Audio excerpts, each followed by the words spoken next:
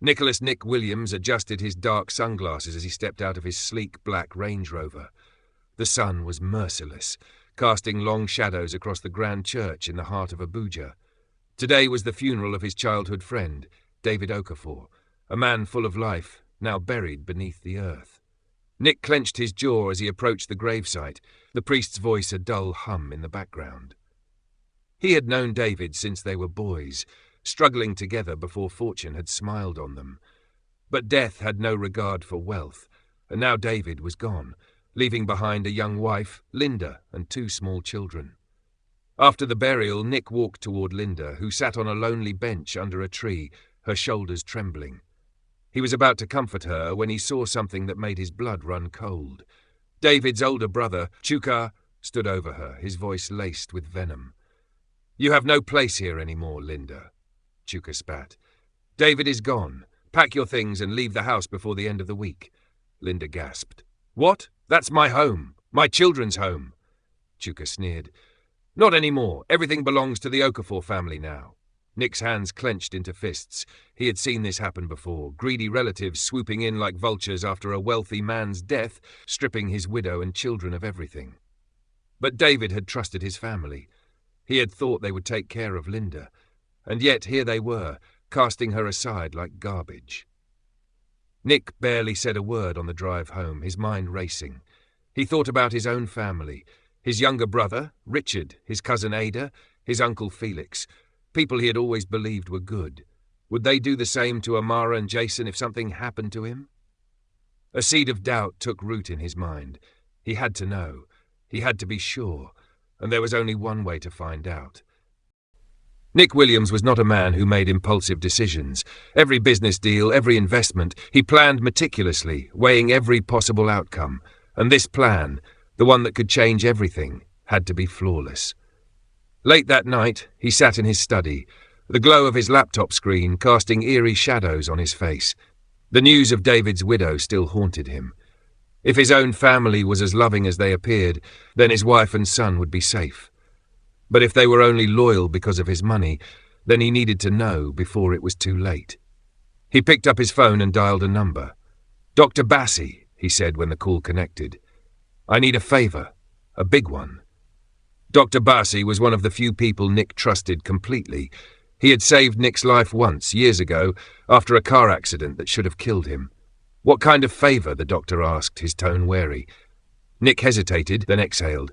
"I need you to declare me dead." A stunned silence followed. "Nick, are you joking? I've never been more serious in my life," Nick replied. "I need to disappear, just for a while. I need to see how my family will treat Amara and Jason when I'm not around." Dr. Bassi sighed. "This is insane. Do you have any idea what you're asking me to do?" "I do," Nick said, "and I'll make it worth your while." There was another long pause. Then finally, "I'll do it, but this will have to be done carefully." After days of planning, the perfect opportunity presented itself. A business trip to Ghana. He made sure everyone knew about it, mentioning it to Amara over dinner and discussing it with his younger brother Richard. His staff booked the flight, his bags were packed, and on the morning of his departure he kissed Amara goodbye. "I'll be back in a week," he told her, stroking Jason's curly hair. "Be good for your mom, all right?" Jason, only 5, grinned. "Okay, Daddy." Nick's heart clenched. He hated that he was about to put them through pain, but it was the only way. Hours later, as his private jet crossed over the Atlantic, the plan was set into motion. The crash. The world came to a halt when the news broke. Nicholas Williams was dead. His jet had crashed into the Atlantic Ocean. There were no survivors. Amara received the call at exactly 7:45 p.m. She had been watching cartoons with Jason when her phone rang. "Mrs. Williams," came the solemn voice of Detective Hamzat. "I'm so sorry. Your husband's plane went down. There were no survivors." The words didn't make sense. The room spun. No, that's not possible," she whispered, her hands trembling. "I'm sorry, ma'am." The phone slipped from her fingers as she let out a silent scream. Jason, noticing her distress, tugged at her sleeve. "Mummy? What's wrong?" She turned to him, eyes filled with tears. How could she tell her son that his father was gone? The Williams mansion was filled with mourners, but the air was thick with something darker than grief. Amara sat in the large living room, her face pale and drained. People had come to pay their respects, but she barely heard them. Her husband was gone. Jason sat beside her, clutching his favourite teddy bear, his young mind struggling to understand why everyone was saying sorry to his mother. Richard, Nick's younger brother, placed a hand on Amara's shoulder. He had always been kind to her, until now. "Amara," Richard said softly, though his eyes lacked warmth, "we need to talk about the company and Dad's estate." She frowned. "What do you mean?" He sighed dramatically, then gestured to Uncle Felix, Nick's father's brother. Felix had barely spoken to Amara since the accident. Now he cleared his throat. "We need to be practical," Uncle Felix said. "With Nicholas gone, you can't expect to hold on to everything. The company needs a real leader." Amara sat up straighter. "Nick left a will. If anything happened to him, everything goes to Jason and me." Richard forced a smile. "We're family, Amara. You know running a company isn't a woman's job. It's better if we take over. For Jason's sake." The words hit her like a slap.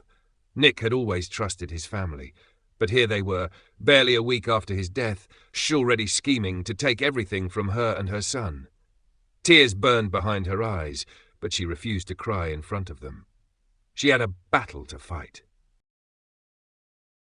Amara sat stiffly in Nick's grand office at Williams Corp. Across from her sat Richard and Uncle Felix, their faces calm but their intentions razor-sharp.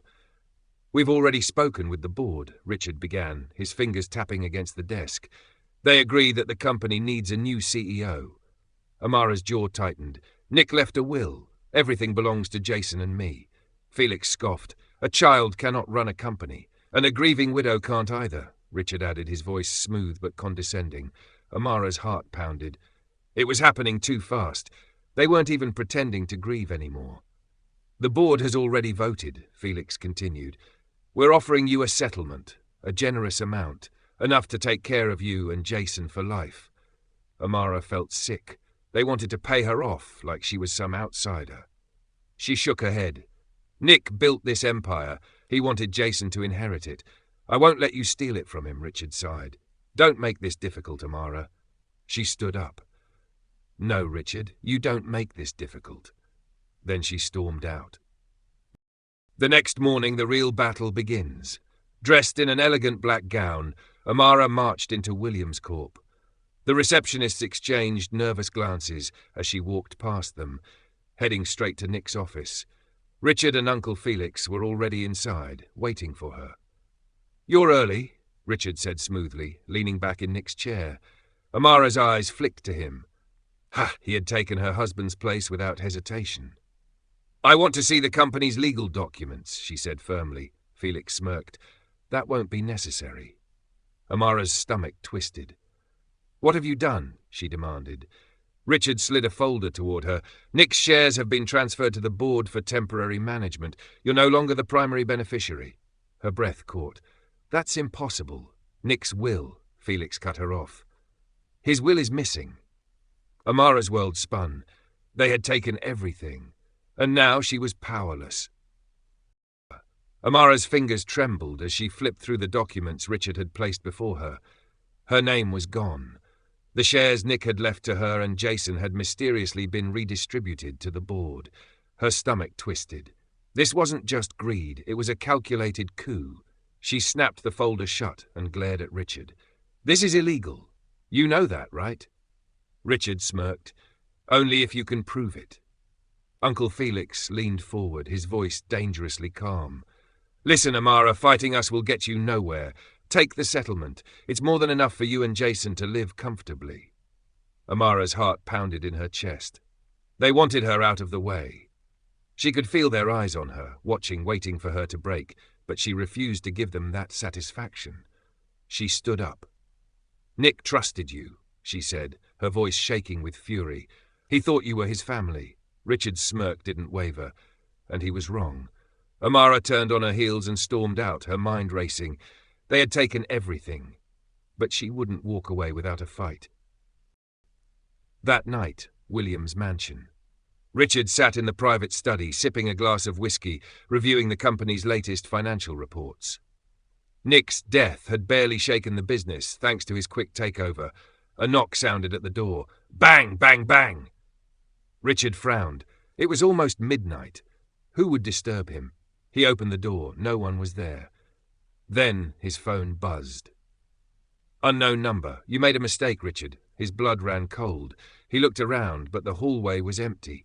Who the hell is this? He muttered, typing back. A reply came instantly. I'm watching you. A chill crept up Richard's spine. Was someone playing games with him? The next day, at the office, Uncle Felix arrived at Williams Corp to find his private office in chaos. Papers were scattered, his computer was wiped clean, and on his desk lay a single piece of paper. It read, "A dead man sees everything." Felix's hands shook. Who could have done this? Nick was dead, wasn't he? Richard sat in his office at Williams Corp, his usual confidence shaken. He stared at the text messages from the unknown number. A dead man sees everything. He had barely slept. The night before, he had triple-checked the security cameras at home. Nothing. No sign of anyone near his door. But the feeling wouldn't leave him. Someone was watching. Someone who knew what they had done. Meanwhile, Uncle Felix's mansion. Felix paced his study, his heartbeat pounding in his ears. The break-in at his office was bad enough, but when he returned home that evening, he found an envelope on his desk. There was no return address, no fingerprints. Inside was a single photograph, a picture of him, Richard, and the board members sitting in Nick's office after Amara left, taken from inside the room. Felix's hands shook. That was impossible. No one else had been there, had they? Amara's fight bat had been silent for days, but now she was ready to fight. Sitting in a sleek black car outside a law firm, she clenched her fists. They took everything, she whispered. Her best friend, Tommy, placed a hand on hers. Then take it back. Amara took a deep breath and stepped out of the car. She was going to hire the best lawyer in Abuja. If Richard and Felix thought they could erase her, they were about to learn what it meant to cross a Williams. The next board meeting was in session, with Richard at the head of the table. He was wearing Nick's custom-tailored suit, sitting in Nick's chair, and running Nick's company. The doors swung open. Amara walked in. A murmur rippled through the room. "Mrs. Williams," Richard said coolly, "this is a private meeting." She tossed a legal document onto the table. "That's an injunction," she said. "Until my lawyer completes an investigation, you can't make any financial decisions regarding Williams Corp." Felix sat up. "You don't have the authority."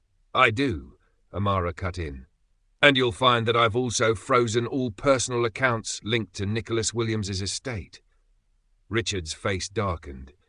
"This is ridiculous. What's ridiculous is how quickly you tried to erase my son's inheritance, but don't worry, you'll regret it soon enough." She turned on her heels and walked out, leaving them stunned. Richard sat in his office, scrolling through his phone when his screen lit up with breaking news. Williams Corp board members under investigation for fraud. His blood ran cold. With trembling fingers he clicked the link. A well-known business news website had exposed confidential company records, unauthorized fund transfers, manipulated financial reports, suspicious offshore accounts. And worst of all, his name and Uncle Felix's were all over it. His phone started buzzing, board members, investors, the press. "Who leaked this?" he growled, slamming his fist on the desk. Felix burst into the room, his face pale. "We have a problem."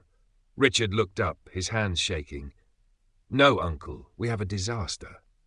Meanwhile, Amara watched the news on TV, her heart racing with satisfaction. She had spent days gathering evidence with her lawyers, but someone had beaten her to it. Who else wanted revenge? She wasn't sure, but she wasn't going to stop now. She picked up her phone and called her lawyer. "Let's push forward with the lawsuit. I want them to lose everything. The ghost strikes again." That night, Richard sat alone in his study, drinking heavily. A message popped up on his phone.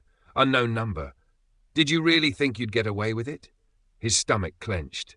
He jumped up, checking the locks on his doors, looking around the dark room. "Unknown number. I'm closer than you think." A loud knock echoed at his front door. Bang, bang, bang. Richard froze. Who was there at this hour? His hands trembled as he reached for the door handle. Slowly he opened it. No one. But lying on the doorstep was an envelope. He picked it up with shaking hands and opened it. Inside was a single note. "A dead man is coming for you." But Richard stumbled back, his face drained of colour. For the first time since Nick's death, he felt something he had never felt before. True terror. Richard barely slept that night. Every creak, every shadow, every sound sent his heart racing. The note on his doorstep had shattered what was left of his confidence. Was it a prank, a threat, or was it possible that Nick wasn't really dead? At Williams Corp, the tides turn. The next morning, Richard and Uncle Felix stormed into the office, only to be met with chaos. Employees were whispering. Reporters were stationed outside, and the company's legal team was in full crisis mode. "What's happening?" Richard demanded. One of the senior executives sighed. "The shareholders are panicking. They want an emergency meeting." Richard gritted his teeth. This was spiraling out of control. "We'll handle it," Felix muttered. But for the first time, his voice lacked its usual confidence. Amara's victory. At her lawyer's office, Amara sat across from the legal team, watching the battle unfold. "We've secured a temporary hold on the company's assets," her lawyer announced. "Richard and Felix can't touch a single dime unless this is settled." Amara smiled. "Now," she said, "it's time to bring them down completely."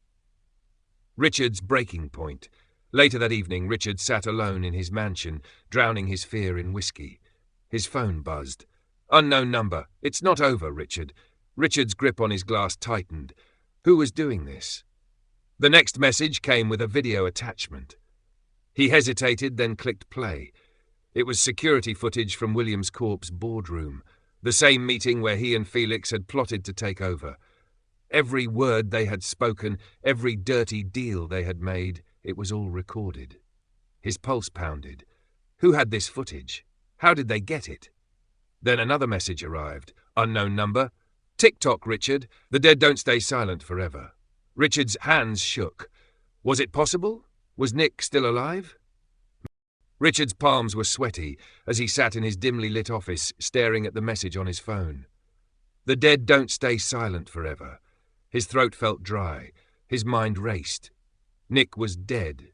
He had seen the funeral, watched the casket lower into the ground. Then why did it feel like he was being haunted? He grabbed his phone and called Uncle Felix. "We have a problem," Richard muttered the moment Felix picked up. Felix sighed. "If this is about the investigation, I already know. No, damn it, someone has footage of us talking in the boardroom. They know everything." A tense silence followed. Then Felix's voice came out sharp. "Who sent it?" Richard hesitated. "Unknown number."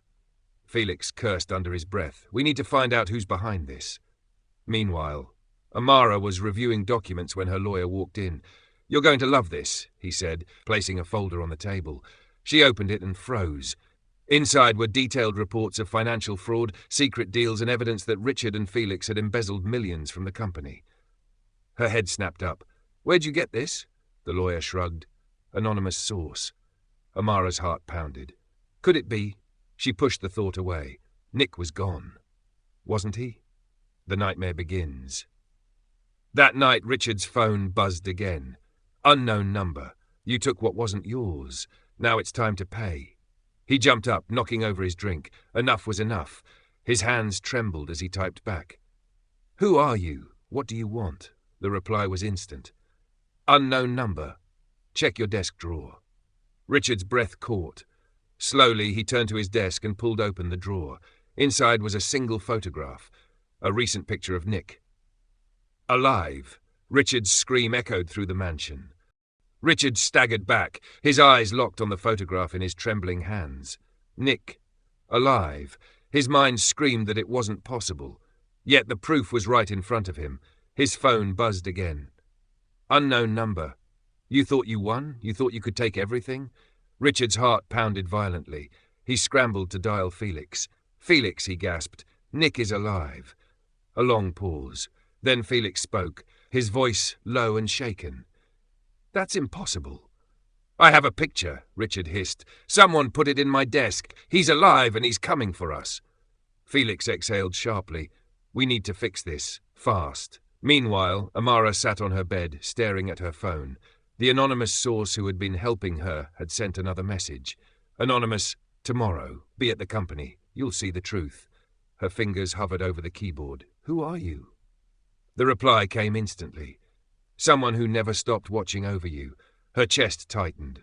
Could it be? She clenched her fists. No. She refused to allow herself to hope for something impossible, but deep inside, a small, fragile part of her wanted to believe.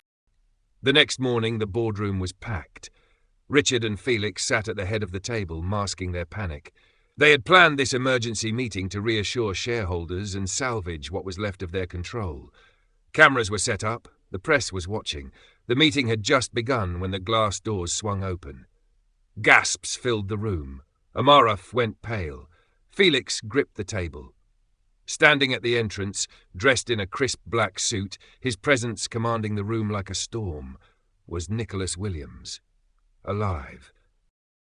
The room was deathly silent. No one moved. No one spoke. All eyes were fixed on Nicholas Williams. Alive. Breathing.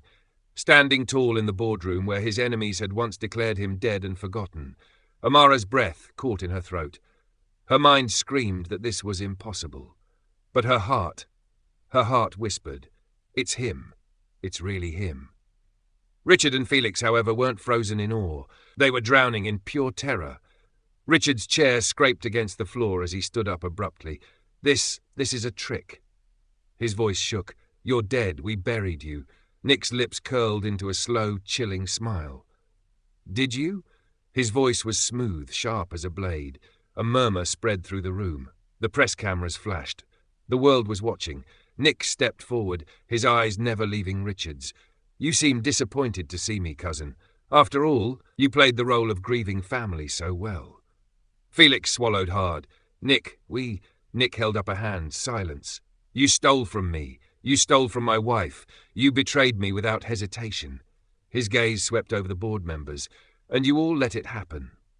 The directors shifted uncomfortably, suddenly realizing they had backed the wrong side. Then Nick turned to Amara. Their eyes met. For a moment, the entire world faded away. Amara's lips trembled. Nick, he took a slow breath. I'm sorry, Amara. I had to know the truth. Tears burned in her eyes. And now that you do? Nick's gaze hardened. Now I take back everything. The doors swung open again. Lawyers, police officers, government officials. Felix shot up from his seat. What is this? Nick's voice was calm, deadly. The consequences of your greed. The lead investigator stepped forward. Richard Williams and Felix Williams, you are under arrest for financial fraud, embezzlement and conspiracy. Pandemonium erupted. Richard's face twisted in desperation. You can't do this. This company is mine. Nick cut in smoothly. And you're just a thief who finally got caught. The officers grabbed Richard and Felix. No, this isn't over. Richard screamed as he was dragged away. Nick simply watched, expression unreadable. It was over. Aftermath. Hours later, when the dust had settled, Nick found Amara in his private office. She stood with her arms crossed, staring at him. 3 months, she whispered. You let me believe you were dead for 3 months. Nick exhaled. I had to be sure. Amara's jaw clenched. And now? What do you want now? Nick stepped forward, hesitating for the first time. To fix what I broke. To come home. Tears spilled onto her cheeks. You hurt me, Nick. I know. His voice was rough, but I never stopped loving you. Silence. Then Amara sighed, wiping her tears. You better make it up to me for the rest of your life. Nick's heart clenched. Hope. I will. He pulled her into his arms. For the first time in months, he was home. Hey everyone. Thanks so much for watching. If you enjoyed the video, please give it a like and drop a comment. I'd love to hear your thoughts. And don't forget to subscribe to the channel for more amazing content. Thanks, and stay blessed.